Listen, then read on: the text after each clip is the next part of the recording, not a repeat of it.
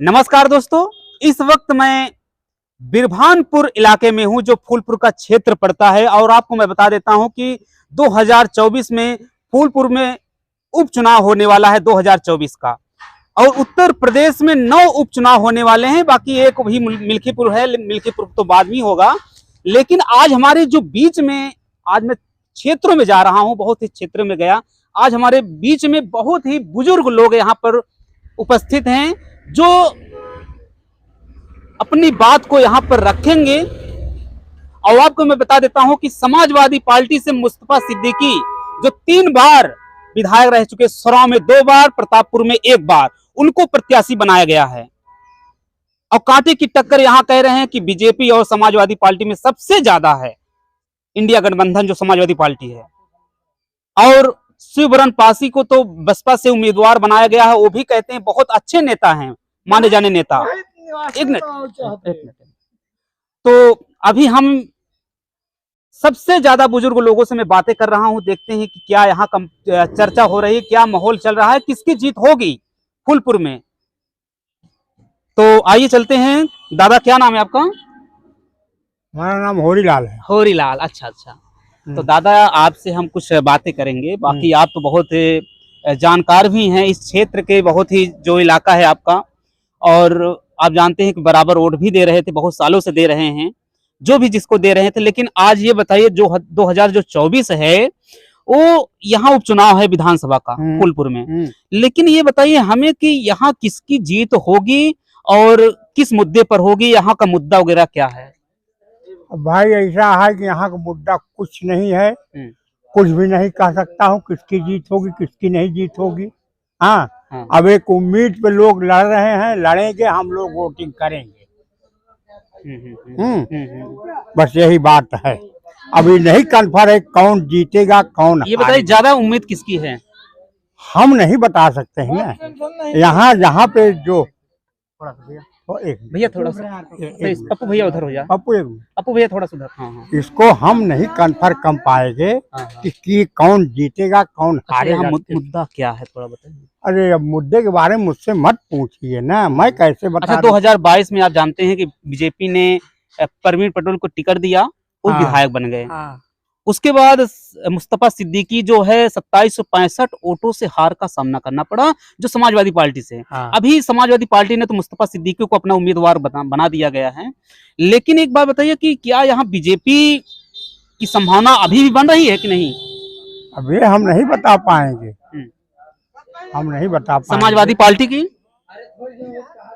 भाई दोनों हो सकता है, टक्कर कांटे पर रहा है या खाले रहा या ऊपर रहा है। अब हम क्षेत्र में जनगणना करें ना। आप किसको जिता रहे हैं इतना बता दीजिए। इसको हम नहीं बता पाएंगे ना। किसको जिता रहे हैं क्या ना? अच्छा, आप बोल सकते हैं। हाँ भैया, माहौल क्या चल रहा है? माहौल ठीक है, यह है अब बात तो कौन बेनबन नान फलाने के दे दिखाने के दे ये सब नहीं निकल। ये बताइए बीजेपी की सरकार में काम हो रहा कि नहीं हो रहा? काम तो होता ही है। आप तो अनुभवी है ना।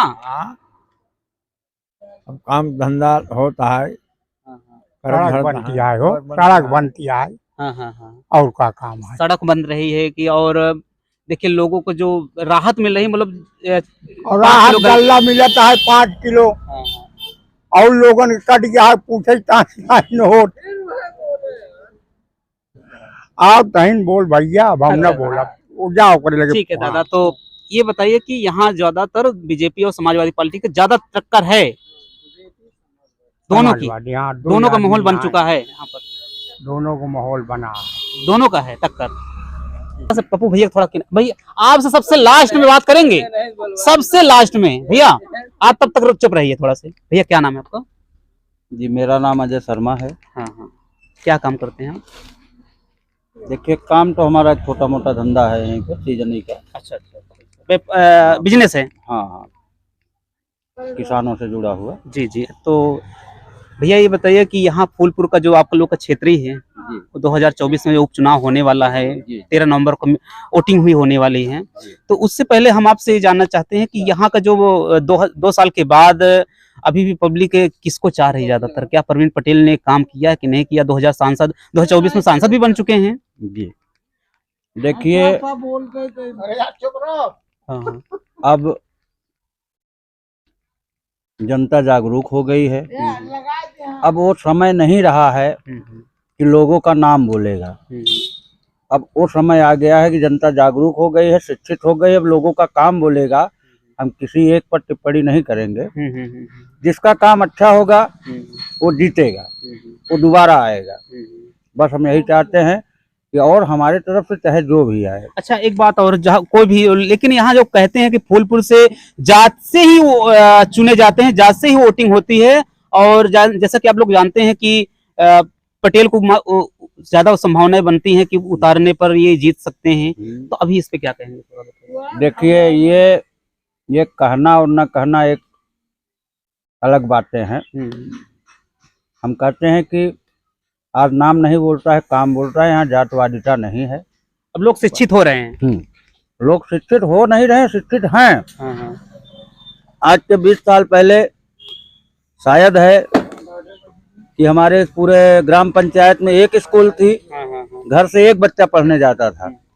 और आज हमारे ग्राम पंचायत में कम से कम 5 से 4 स्कूलें हैं, 4 से 5 स्कूलें हैं, और घर का हर बच्चा पढ़ने जा रहा है, क्योंकि सरकार उतनी सुविधा दे रही है और लोग उसका भरपूर फायदा उठा रहे हैं। हाँ, कुछ चीजें हैं ऐसी सरकार में कि जो पूरा नहीं हो पा रही हैं। अब देखिए, एक राजा जो है कि सबको खुश नहीं रख सकता है, कहीं न कहीं कोई दुखी रह ही जाता है। तो भैया एक बात बताइए हमें कि यहाँ जो है ज्यादा चांस किसको बन रहा है? आप तो क्षेत्र में तो टहल भी रहे हैं, जान भी रहे हैं, तो ज्यादा से ज्यादा चांस किसका बन रहा है? देखिए, अगर आप मुझे मेरी बात कहेंगे तो हम हमेशा से बीजेपी के समर्थक रहे हैं। प्रत्याशी कोई भी हो, चेहरा कोई भी, बीजेपी पे ही जाएगा, हमारा पूरा समर्थन जाएगा। पूरा समर्थन हमारा बीजेपी पे। कोई प्रत्याशी हो, चाहे किसी नाम पे, मतलब जात से कोई मतलब नहीं, हमें उससे कोई मतलब नहीं है।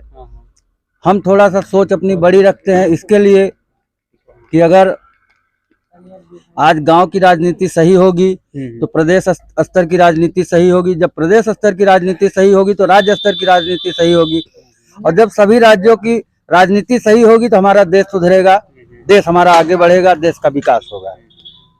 हम ये चाहते हैं। तो क्या बीजेपी के सरकार में आप देख भी रहे हैं कि महंगाई उगाई, जैसे टमाटर का भाव क्या है, और अभी हम पूछेंगे भी। ए भैया इधर आ जाइए, इधर आ जाइए, इधर आए। टमाटर का भाव क्या है? एक मिनट, थोड़ा बताइए, 1 मिनट आइए। 80 से 100 रुपया किलो है, हम तो खरीद रहे हैं। अच्छा, 80 से 100 रुपया किलो। 80 से 100 रुपया। ये बताइए कि आप जानते हैं कि इलाहाबाद के जो सांसद हैं प्रयागराज के, वो भी कह चुके हैं कि सेब से ज्यादा महंगा बिक रहा है। अब देखिए, इसमें कहने की बात नहीं है कि सेब से क्यों महंगा बिक रहा है या सेब से क्यों सस्ता बिक रहा है। देखिए, आज के 1 साल पहले की हम बात बता रहे हैं। किसानों को उतना भाव नहीं मिल रहा था, खेती में नुकसान होता था, मौसम की वजह से, कुछ अदर कारणों से भी होता था। अगर आज पैदावार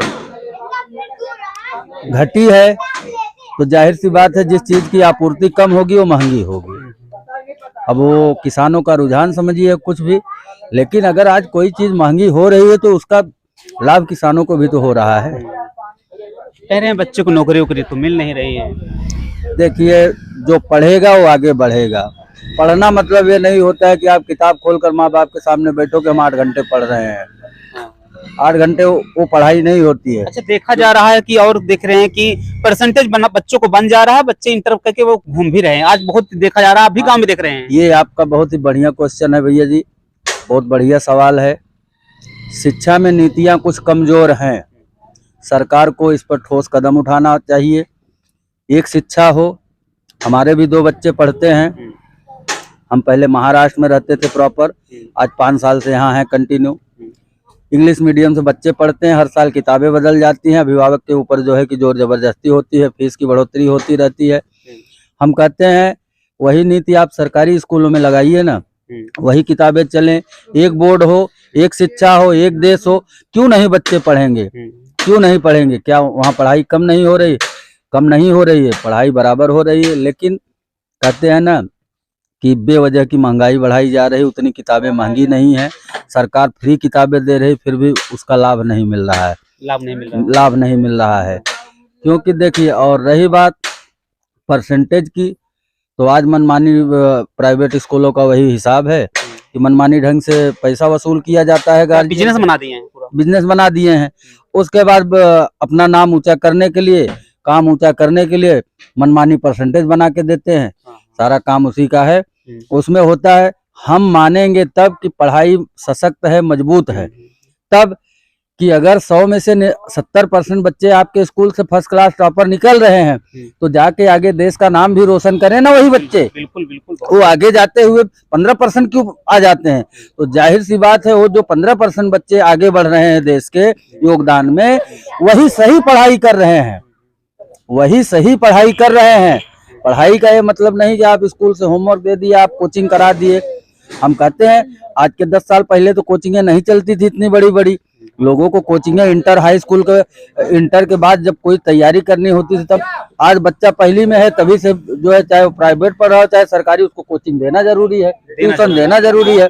अरे आप कौन सा ऐसा सब्जेक्ट पढ़ा रहे हो कि बगैर वो कोचिंग के नहीं पढ़ रहा? अरे वही 6 से 8 घंटे आप क्लास स्कूलों में करवाइए। बिल्कुल। अच्छा, एक बात देखा जा रहा है कि थोड़ा पीछे रहिए, हाँ, देखा जा रहा है कि सरकार भी एनसीईआरटी एनसीईआरटी किताब लगा दी है, एकदम फ्री भी दे रही है, लेकिन आज कुछ ऐसे विद्यालय हैं जो बच्चों से फीस लिया जा रहा है, बच्चों की किताब पर उनसे बहुत ज्यादा महंगी किताबें दिया जा रहा है, और प्राइवेट किताबें ऐसी हो रही हैं। आज 250 किताब है, तो उनका अगर मार्केटिंग में उसका अगर 50 भी रुपया होगा, तो 250 रुपया गार्जियन ले रहे हैं। हाँ, ले रहे हैं भैया जी, क्यों नहीं। अरे वो तो सीधा कहते हैं कि अभी सरकार ये लेखक की किताबों को वितरित करती है, तो सीधा बोलते हैं कि नहीं, इसमें से कुछ आएगा नहीं, अगले लेखक की खरीदो। गार्जियन का खरीदना मजबूरी हो जाता है, बच्चों का लेना मजबूरी हो जाता है। हम उसमें करें क्या करें बताइए? सही बात है भैया, थोड़ा बहुत हाँ, चले, बहुत बढ़िया, बहुत धन्यवाद। धन्यवाद। क्या नाम है आपका? काम से बताइए भाई। अच्छा, थोड़ा दूर रहिए भैया, थोड़ा आना चाहिए, आ रहा है ना थोड़ा भैया, बस।